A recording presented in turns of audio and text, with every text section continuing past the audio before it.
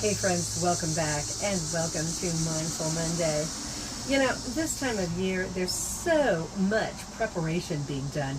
Going back to school, starting new projects at work, sometimes it can be a little bit stressful. But there's a mudra in motion, in fact, and some breathing that can help us. Hey Viv, you ready to show this?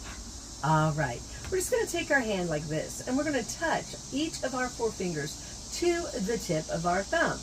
First, we're going to inhale to a count of 5. Then we're going to exhale to 5. Let's try. And